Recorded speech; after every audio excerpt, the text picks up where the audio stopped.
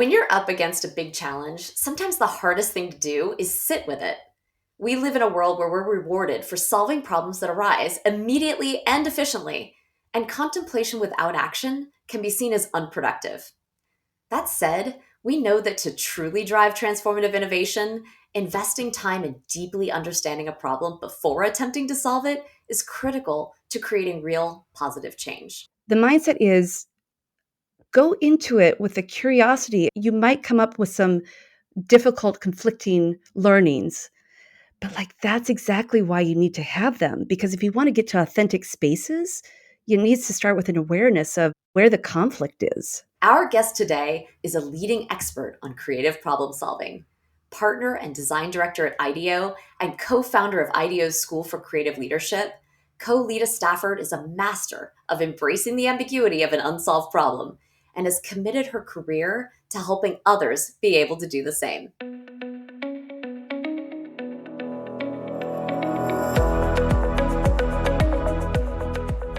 I'm Kim Chrisford, Chief Innovation Leader for Executive Accelerators and the Deloitte Greenhouse. You're listening to Breakthrough by Design, where we chat with a diverse array of guests, from scientists to CEOs, academics to athletes, exploring what it takes to get to breakthrough. Coe, welcome to Breakthrough by Design, and thank you so much for joining us. Now, you are an accomplished podcaster. I've really enjoyed listening to you, and I know that you always ask people to share an object that matters to them. So what is an object on your desk that matters to you? Okay, this one's easy. When the pandemic began and a lot of us shelter in place began, so we started working from home, my daughter created a Lego set of my IDEO desk. So it's a little work set with me at a desk, and there's a little IDEO sign, and there's a computer and my cell phone, and that looks out a window, and it's really cute. But the kicker is she put on the desk a plate with a chocolate chip cookie. I'm a notorious sweet tooth. So that is on my desk at home. So I have a miniature version of my IDEO desk at home that I love. What a sweet gift. I love that. Yeah. So you are a fascinating person in your background here. I've been reading about how you co-founded IDEOU, you're a board member, you have a PhD, and everything is grounded in this concept of human-centered design and learning. So for our listeners and for me, I would love to hear more about what is your story? How did you get onto this path? How did you end up where you are today? Maybe some highlights of that career journey. Like all good journeys, it never made sense at the time that it was unfolding. There's always been three parts of my professional passions and expertise: design, research, and education. My first stage in career was I was an exhibit designer in science and tech museums. And what I loved about that space was it's what's known as an informal learning environment, in the sense you don't have a structured curriculum about how you want learners to start and end. There's not a test. And so you have to design in ways that engage them to want to learn. So I would often do research about how to do that. Time spent at an exhibit is a corollary to learning. You see richer conversations. And Kim, I would love for you to guess. So we through our research, we honed in on another one. I want you to imagine, what would you hope to see groups or families doing in a tech or science museum that might be a precursor or corollary to learning? You want to guess? I'd love to see them actually interacting not only with whatever the thing is that they're looking at, but with one another, sort of having conversations and provocations. Absolutely. Yep. That's a big part of it. And in particular, we found that groups that laughter becomes a precursor to learning. And it makes sense. So when you're engaged, laughter, it heightens your senses, and then it makes you lean in and want to learn more. And that's exactly what we saw. So part of what we would start to do is design for emotion, because that's what connects to learning. And that threads through to another stage of my career. So the next stage of my career, I've been at IDEO for quite a while, and I lead the design research practice. For many years, I was the global design director of design research. So what the heck is design research? It's one of the core elements of human-centered design. And it's all about spending time with people to understand their needs so we can design better solutions. Let me contrast it with other types of research. For example, many people have heard of customer research or user testing, market research, and all of these are important disciplines. But the goal of many of those approaches is to evaluate or validate a concept or something you're putting in market. So the focus on design research is what I call generative research. It's to inspire new ways of thinking and push our thinking to imagine. So, as such, we really focus on people because that's where we get the most inspiration to understand their functional and emotional needs. And so, a lot of the methods that I practice at IDEO are around understanding not only what people say and do, but what they think and feel. So, I spent a lot of time utilizing methods to really connect with people to understand their values. And then we apply it. I've worked in a lot of industries, healthcare, finance, government, with a lot of different executives and companies. Three of my favorite projects were I worked on the Sesame Street children's apps. I've been on set with Grover. Oh, I'm envious. Yes. Over in healthcare, I've worked on the Willow breast pump, which was one of the first cord-free battery-operated pump that fits in a bra for working moms.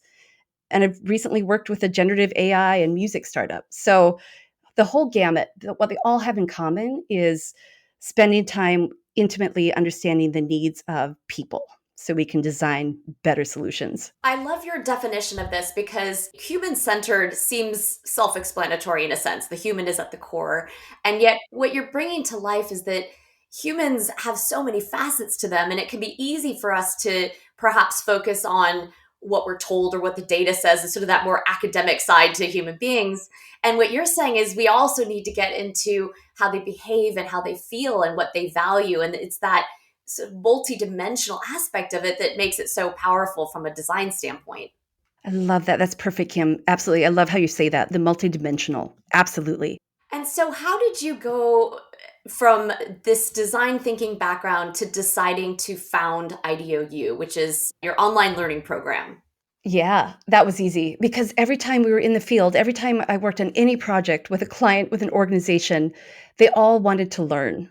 Like, how do I bring this back to my team? How do I bring more of these methods into my everyday work? So, we believe the world needs more creative leaders and more curious leaders who feel equipped to make change in their context, in their community. And so, we teach the methods of human centered design and innovation and creative leadership to teams all around the world. And it ties back to, where my career journey began in the museum phase.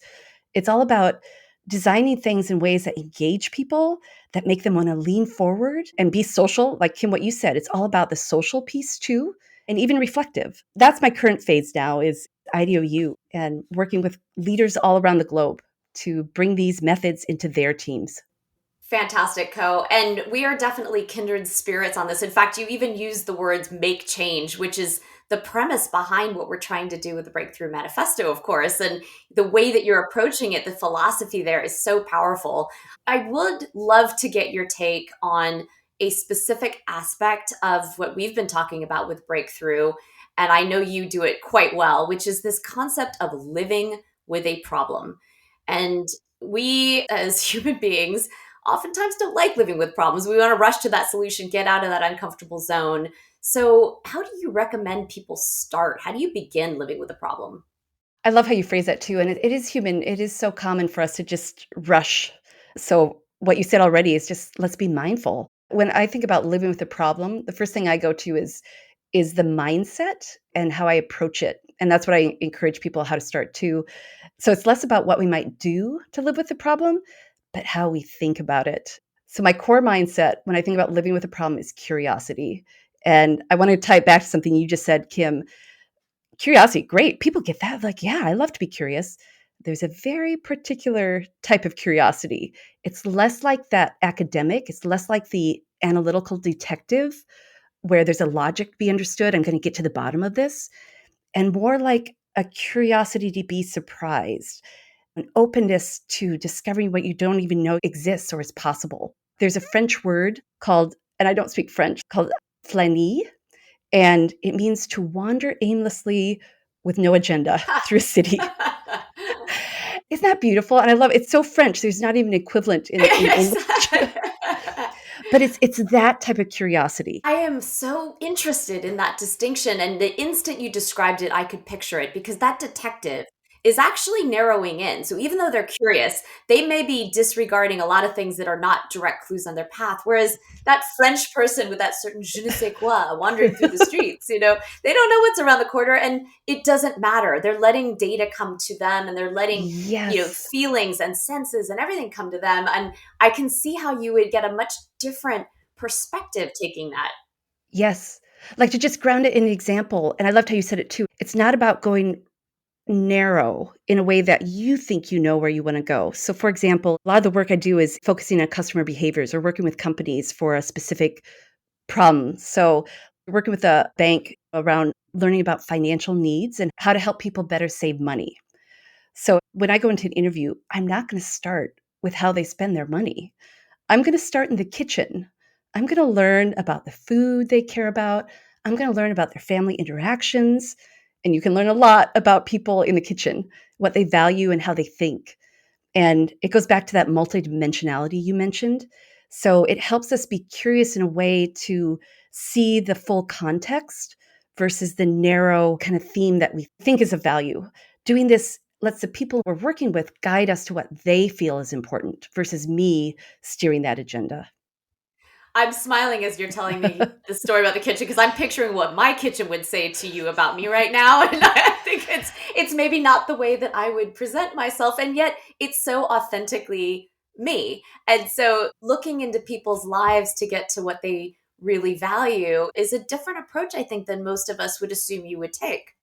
Yeah, it's all about the context. Like you said, we're multidimensional. It's the whole person. I would love to be in your kitchen, Kim. We would have fun. It's all You're welcome good. anytime. We'll cook up something delicious. Well, now that I know you're a sweet tooth, maybe we make some chocolate chip cookies. Oh, I'm there. I'm there. Excellent. Now, I know that what we're talking about is a mindset. It's about a different way of thinking, but it can be helpful for people to have a tool perhaps that helps them to practice that mindset and to think differently. And I have heard you talk about a fantastic model which helps to get at that multidimensional approach through layering and this concept of an iceberg. Would you tell us a little bit more about that?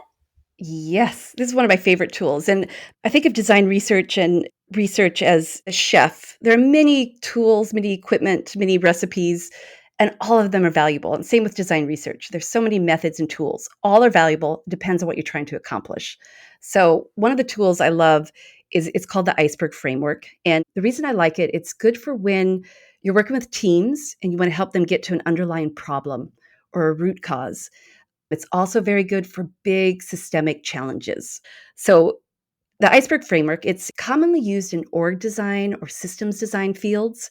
There's a lot of variations of it in the world. It's attributed to Edward Hall, who was an American anthropologist. Many of the versions in the world focus on looking at events. The one we teach at IDOU in our systems design course focuses, big surprise, Kim, on people. Here's what it is. I want you to imagine an iceberg. Of course, you can see the tip, but there's much more below the surface. And so I want you to think about three layers. And the first layer is the one above the water. We think of that as the behaviors. These are the things you can see, the patterns, what people say, what they do. So think of that. That's our behaviors. Then you go right below the water line. That's where we start to look at structures. And by structures, I mean, what are the things that have been designed that are influencing the behaviors we see? There's a lot we can design here: norms, policies, rules, incentives. And then it gets really interesting if you go one layer deeper and get curious about the mindsets. The mindsets are the values, the beliefs, the mental models that shape the layers above. But why it matters, when you think about complex systems or living with a complex problem, it requires being able to consider the whole picture and surfacing the root of the problem. And that's what this tool does. I also like it because it helps you not only understand layers of a problem, but then it helps you take appropriate action. So, for example, behaviors. If you only are looking at the surface behaviors, you're probably just going to react with your solutions. They're just going to be surface solutions. If you look at the structures, you start to see there's a lot of actions we can take to design different structures to lead to different behaviors. It's the area where most groups and teams focus for good reason. But what gets really interesting again, too, if you look down at the mindset layer, what we're thinking there is like, what are the things we can shift in how people think? And you get to much more substantial solutions if you can understand a problem at that layer. The iceberg model is incredibly useful, I find. It's practical because that top layer is often symptomatic. You're seeing the result of something that lies beneath the murky waters in the iceberg zone, right? And if you don't dig in and find the root cause, you might be constantly solving for something that's not actually the real problem. And that's why I love this for this concept of living with a problem, because living with a problem gives you time to dig under into those layers and not just get that symptom addressed. Yeah. It's not just getting to the layers, but it's a tool you can do with multiple people, which is what's so important for living with a problem, is to be able to see things from different and diverse perspectives. I love that ad because one of the other principles in List a Motley Crew says to bring in those diverse perspectives, work this with others. And, this model I hear you saying is a great structure to let everybody do that together. It's a way that we can all contribute. So I know you've actually applied this in different places. Do you have a good example of how this might come to life with a specific issue? I do, because tools are only as good as the results and the way they can be used. That's the educator in me, right? Okay, I want to give an example of a school food project working with a high school. And as it's uncontroversial, lunch and nutrition is important, and it's an important part of students being able to do well in school. So, how do you support more kids in eating lunch? And I know it sounds like that should be pretty obvious and easy, but when we're looking at behaviors of high school students at lunch, we look at behaviors. What are the patterns we see? And so, what we were seeing was not a lot of kids were eating school food, including those students who qualify for free lunch. And we were observing not a lot of kids were taking advantage of that and eating school food. So, if you just look at that behavior, it's easy to think, well, you know what? They just don't know about it. So our solution will be, let's get better at our communication to families and students about these programs. You could start there. That is a good solution. Okay, but let's take a moment. So we took a moment to look at the structures. So step 2, what are the structural elements that are influencing those behaviors? Think of it like the rules of the game. So when we look at that level, we saw a lot of the current structures was come to the cafeteria. The space is set up and optimized for serving food. It's efficient for the staff, it's compliant. But when you look at that, what we noticed was looking at students, especially on large campuses, that they don't have enough time to get through the lunch line because the lines tend to be long. And so they just skip it. And so what's great about this structural level is, so the school could look at solutions to address that. And they did. So one of the ones was, well, let's make it more functionally easy.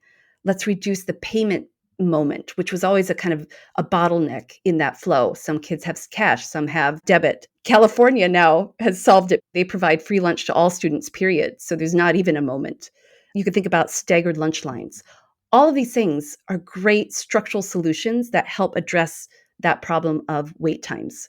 But of course, there's a third chapter to this story, Kim. So let's go to the mindsets. Step 3, let's get curious about the mindsets that are giving rise to the structures and behaviors we're seeing. And in particular, we looked at the students. And so based on student interviews, there's a really interesting insight that emerged. Lunch hour is the one unstructured moment of the day. It's when the kids have the most control and autonomy. And so, of course, they want to optimize it for things they care about: social time, maybe catching up on homework, just chilling out and listening to music. And so I remember interviewing one girl who liked to eat her lunch in the locker room because it was where her friends were and it was closest to the field because she liked to practice soccer. And so the mindset of these students is very much, it's me time. So when you understand at that level, you start to think about much different solutions. And in this case, that is what the school did. They thought about, how can we meet the students elsewhere? How can we meet the students where they are? So they started to think more about mobile carts and meal vending machines. They thought about evolving their communications to be at the values that the students care about. For example, if you're an athlete, here's a high protein meal choice. If you're studying for a test, here's a good snack that ensures you won't have a carb or sugar crash. So you can see how these 3 layers help you not only understand the problem in different ways, but it helps you understand too how you might target different solution sets. It's an excellent example, and you have me already thinking, how could I adjust the behavior structures and mindsets for my teenage boys to actually eat on a regular and healthy basis? You can use the iceberg for complex big systems. You can use it in your home with your family. I admit I think about this too. Wonderful. Now, I want to dig into this mindset piece a little bit more because mindset, it seems, is often the hardest thing to address and the hardest thing to shift, and yet it's so essential. And part of what is coming to mind as I'm listening to you is you are trying to solve oftentimes for mindset as you're addressing these issues, but you also need the right mindset to be able to live with the problem and dig into the iceberg. So, as a design leader, how do you help your own teams to get into that mindset and effectively live with the problem? It's so true. The mindset is both the most challenging and the most consequential element of this. And so the good thing is, like, how do I help my teams? I have the benefit of learning from leaders elsewhere in the world. So that's one of the things I love about IDOU is we reach leaders all around the globe at all levels, early in their career, VPs, execs. And so I learn the most from what they do with their teams to help with those mindsets. Two stories come to mind. There was an executive in Peru. She works in finance, and they were working to help people adopt digital payment methods. That sounds like a big thing. And so they really want to understand cultural and educational mindsets of what people need in adopting these. And so she used this tool with her teams. And the tip that she would share, it goes back to where we kind of started our conversation. She said, you have to be open to being surprised. It's back to that flâner. Because she said, they've been living with the problem for so long in the way that they understood it and see it, which is common for all of us. And so when she started using this tool with her team, they were delighted. They were surprised by all the things that they hadn't understood or thought about yet, even though they thought it was really a familiar problem to them. So that's one, is be ready for surprise. But then there's a counter to it, which is another favorite story of mine that I learned from someone. This was a VP of strategy in a tech company. You have to be ready for difficult conversations too. It goes back to what you just said, Kim. You need the right mindset. And one of them is you might be uncovering things that are conflicting or frustrating. This VP, he had a quote. It was something like, the iceberg framework is great because it helps you uncover things, but they're usually the things that aren't fun to address. He even said, he's like any good therapy, I know it's worth it, but it's not the most fun. And so I guess I don't bring that up to say, so don't use it, but rather the mindset is go into it with a curiosity. You might come up with some difficult, conflicting learnings, but that's exactly why you need to have them. Because if you want to get to authentic spaces, you need to start with an awareness of where the conflict is. That's such powerful advice. I feel like many of the complex issues that we see with our clients and with our teams really have pretty yucky stuff underneath. I mean, there's a reason it hasn't been solved. It hasn't been solved because it's tricky and it's sticky and it has all sorts of, as you say, maybe contradictory stuff in there. And people have probably been actively avoiding it. And so you're choosing to go in. It's hard. But what's great too, though, is when you get an entire team talking about some of those hard things, you end up then getting everyone on the same page in terms of understanding it. So in the long run, it has far more benefits. I worked with a fantastic performer, comedian, and actually business strategist, interesting combination of things, Jeff Raz. And he had this expression that has stuck with me ever since. He called it slapping a fish on a table. It's so visceral, right? You could just hear the fish like slapping down on that table. And what he said was, a lot of people have these fish in their lives that they are hiding under the table. And if you leave it there, it starts to smell and rot and it stinks up the whole room. It's sort of a different version of the elephant in the room.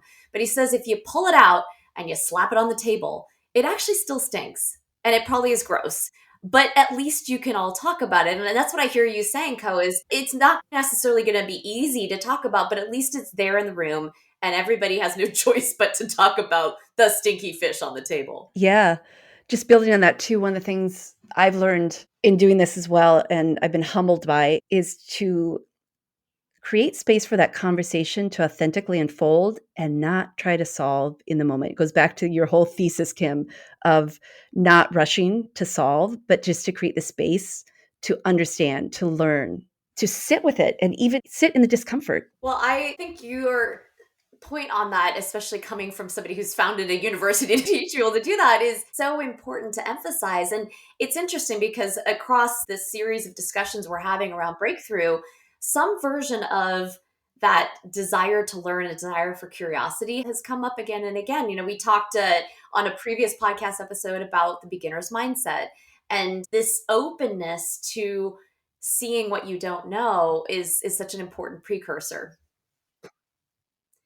So do you think that there is a magic to being curious like that? Do people just have it or they don't, or is it something that you can learn? Oh my goodness. Absolutely, you can learn. It all starts with the mindset. There's someone on my team at some point who we were having some challenges in a workflow. And of course, I go in with the mindset of, okay, let's get curious. Challenges represent opportunity. And I remember her saying, she's like, but I don't know, can we? Can we think differently about this?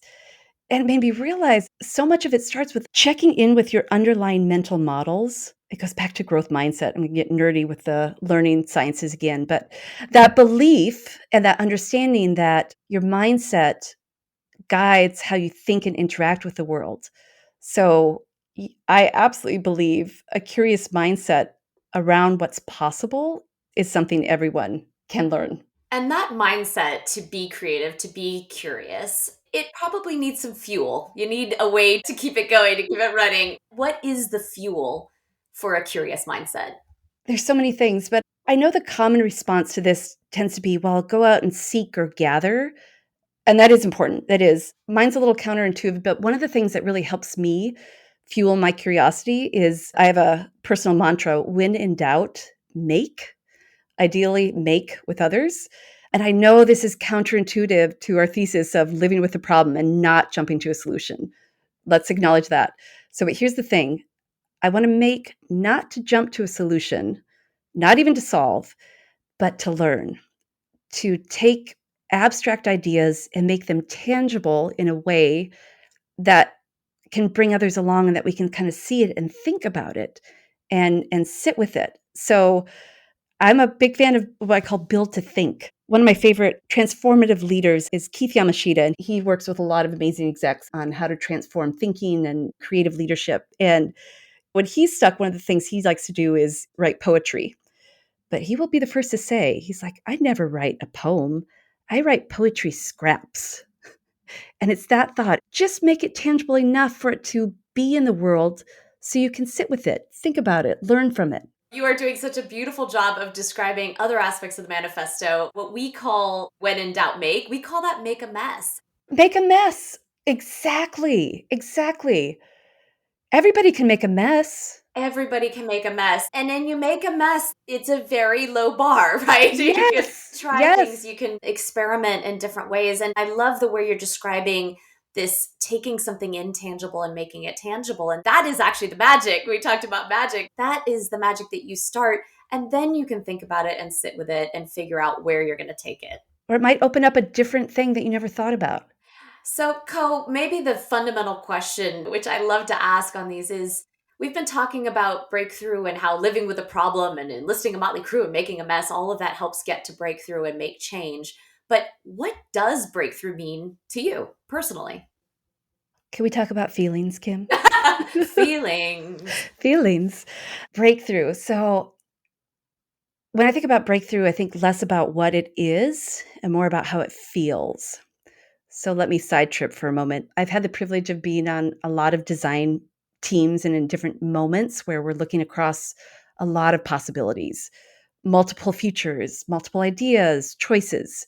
And one of the things I've learned at IDEO is leadership is the skill of knowing when and how to shift, macro to micro, being divergent or being convergent. And you can't be successful in one mode. So when I'm a leader in those moments of all these possibilities, I've learned I have to tune into two modes. One is, as a business leader, I need to really be focused on the realities of now. Of course, there are constraints and realities, but I also have to be mindful of the creative possibilities of the future that doesn't exist yet.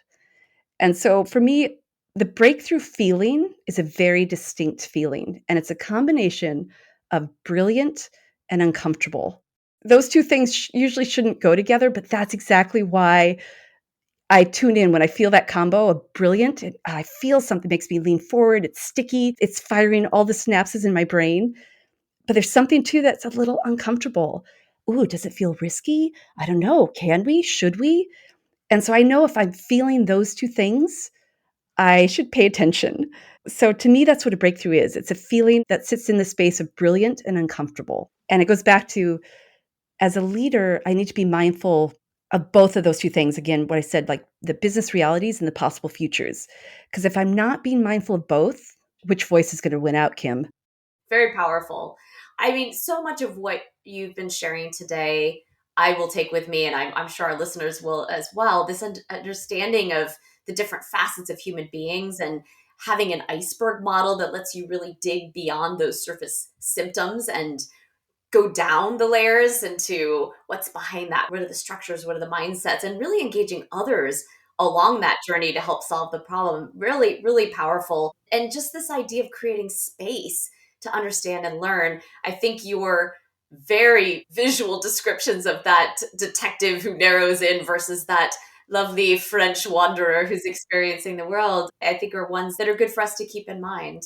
And then this last piece is maybe where many of our leaders and teams and listeners are thinking is that balance between the modes of we live in today, we have a reality and expectations, and yet we also have possibilities of the future. And if we over index on today, we'll never see what's possible. Yep. And those constraints of today do matter. I mean, we all understand that. It's not about ignoring those things. It's what you said, balance. It's being mindful of that at the same time of being open and curious about the possibilities and holding both of those truths. Coe, thank you so much for sharing your wisdom and expertise. It's been amazing having the chance to speak with you about this topic. I just want to get one last question in about your future as we talk about present and future. What is on the horizon for IDOU? Can you tell us what you're most excited about? Oh, yeah. Yes. We've all learned a lot the past few years. For me, what has definitely been the most unique chapter in the work world. We're coming out of a post pandemic context. And so I'm really curious about the future of work. I nerd out and I track job labor and skill reports to understand like what are the emerging skills that matter in a post pandemic workplace. And not surprisingly, one of the top skills is one I love. Of course, it's solving complex problems and different ways of thinking, unconventional thinking, creativity. And there's one angle in particular is tackling complexity by bringing in play and imagination. When ambiguity is high, we all feel it. It's easy for us to default to our known and familiar ways of thinking or doing, our quick fixes. And so it feels really counterintuitive to think about play or imagination. Like when you're stressed and there's a real problem, the natural place you don't go to is, oh, let's figure out a playful or imaginative way to look at this. But that's exactly why it's so helpful. So I'm really excited about this space. I have an amazing team at IDOU who's doing some great work to teach how to do this and what that looks like and how to bring it into your process at work. I love that your future is taking you full circle back to designing museum exhibits that get people to laugh and To laugh. engage. It's Yes. fantastic. Yes. Wonderful. Well, thank you, Coe, so much. I really appreciate your time with us today. Such my pleasure. And congrats on the book and all the great themes coming out of this work. It's exciting to see. I'm definitely going to be bringing some into my practice too. What an incredible conversation with Coe on starting with people first and using the tools and mindsets of design to create meaningful solutions that really matter to people. Coe mentions so many of our Breakthrough Manifesto principles and how she leads and learns. From living with a problem to making a mess to enlisting a motley crew, she and her team are truly modeling what it means to inspire innovation. If you want to learn more about Coe and her work at IDOU and about other leaders who are sparking transformative innovation in their respective fields, visit breakthroughmanifesto.com. Thank you for listening to Breakthrough by Design, where we believe everyone has the potential for breakthrough. This podcast is produced by Deloitte. The views and opinions expressed by podcast speakers and guests are solely their own and do not reflect the opinions of Deloitte. This podcast provides general information only and is not intended to constitute advice or services of any kind. For additional information about Deloitte, go to deloitte.com/about.